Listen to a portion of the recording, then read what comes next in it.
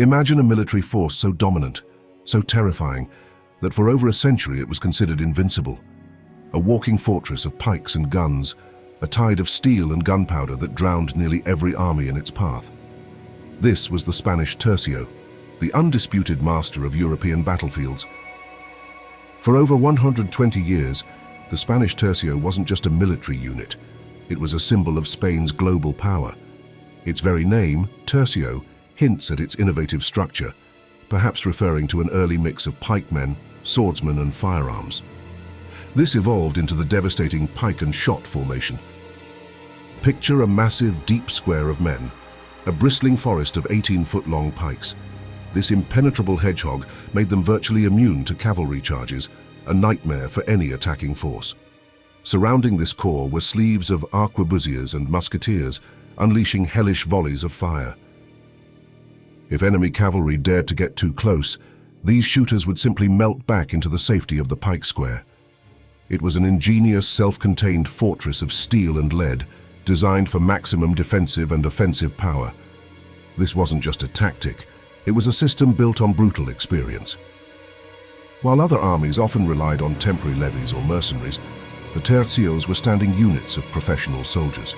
Many were veteranos, old hands who had spent their entire lives at war, forging an unparalleled level of discipline and cohesion. Their elite corps was Spanish, but they were a truly multinational force, with Walloons, Italians and Germans fighting loyally for the Spanish Habsburgs. Their track record was horrifyingly effective. At the Battle of Pavia in 1525, they didn't just beat the French army, they annihilated it, even capturing the French king himself. For decades, most armies simply tried to avoid a direct confrontation with them. Though they had faced some setbacks against new tactics from the Swedes and the Dutch, the idea that the core of the Spanish army could be truly shattered in an open field battle against the French was almost unthinkable. This living legend, this seemingly unstoppable force, was now marching into France. The year 1643 was a moment of extreme peril for France. Europe was deep in the 30 Years' War, a brutal, continent-spanning conflict fueled by religion and politics.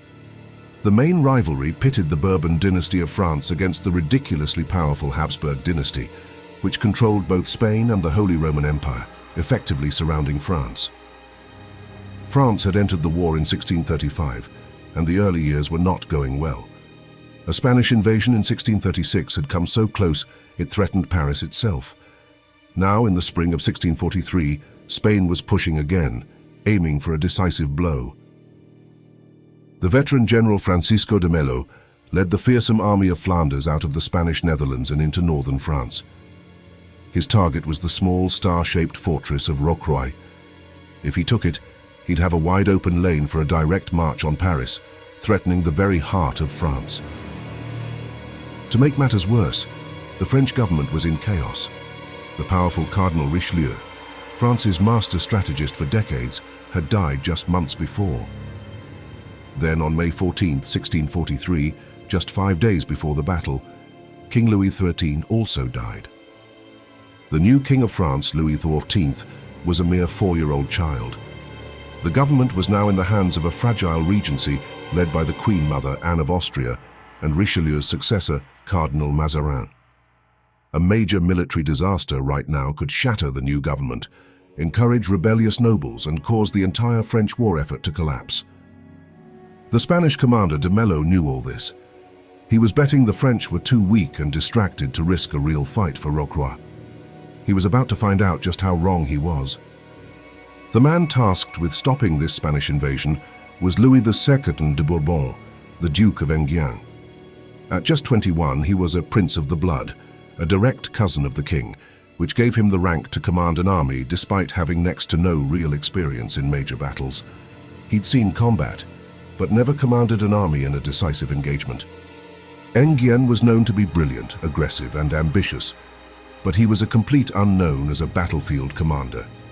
Trusting him with the fate of France was a wild gamble, a desperate throw of the dice in a moment of national crisis.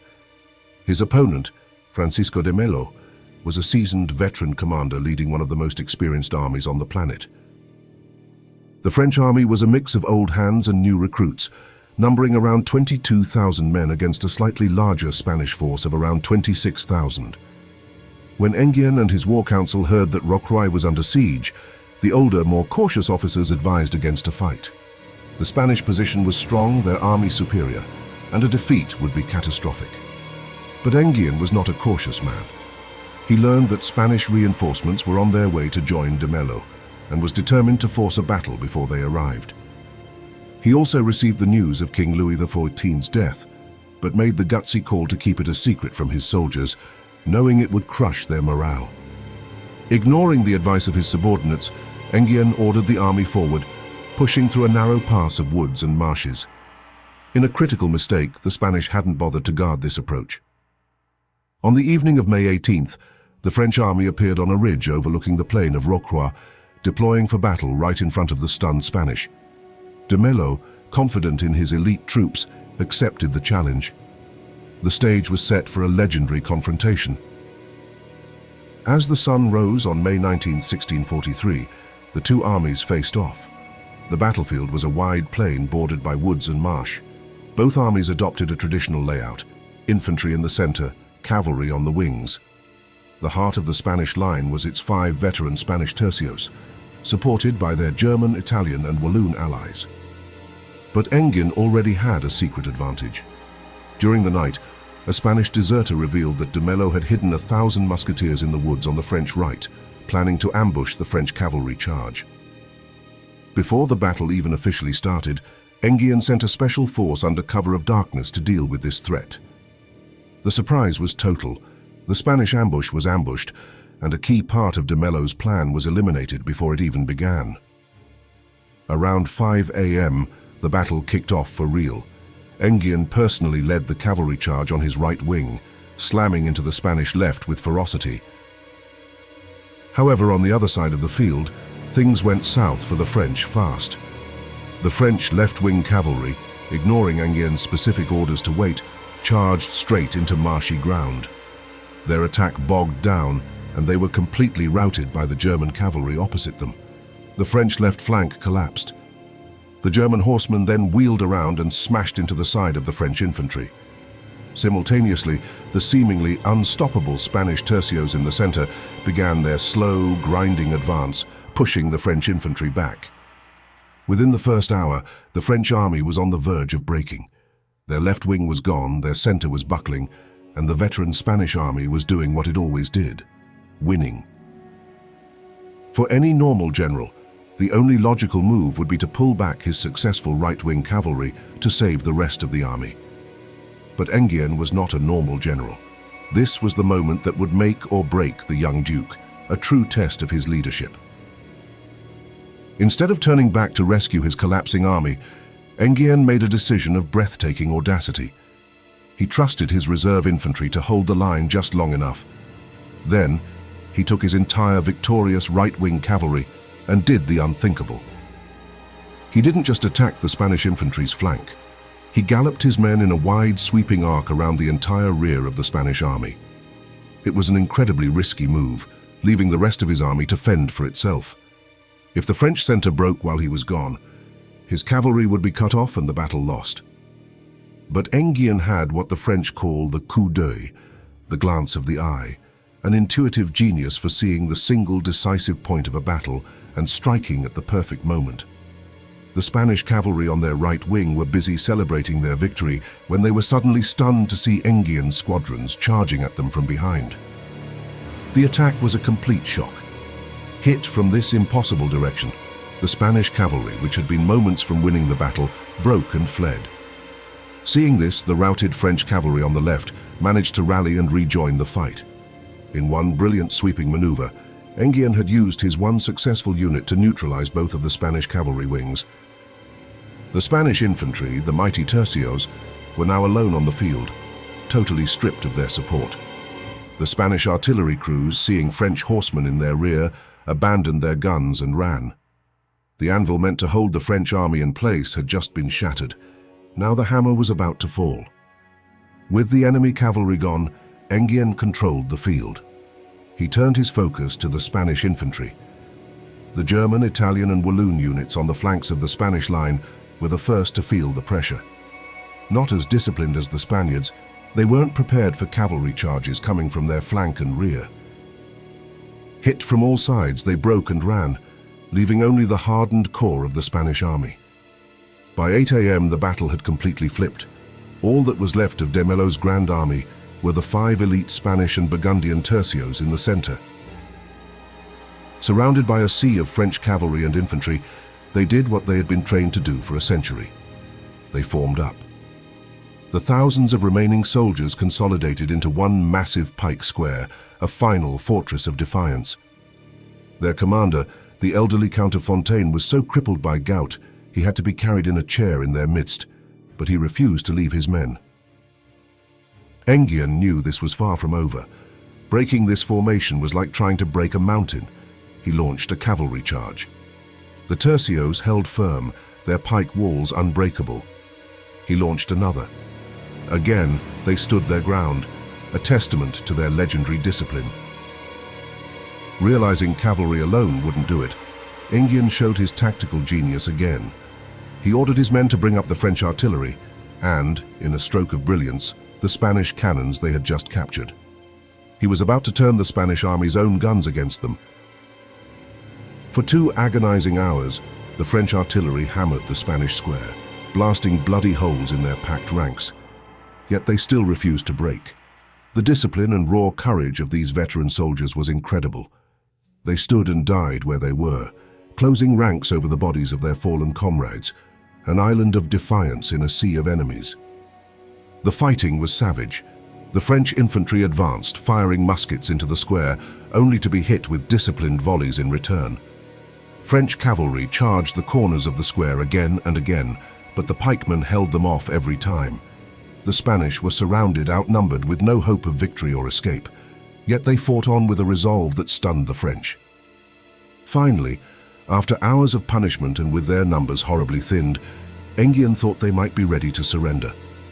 He offered them honorable terms, allowing them to march off the field with their weapons and flags, a sign of ultimate respect for their courage. The exhausted Spanish accepted. But as Enghien approached the square to finalize the surrender, disaster struck. Some of the Spanish soldiers, perhaps not hearing the order or misunderstanding the situation, fired a volley.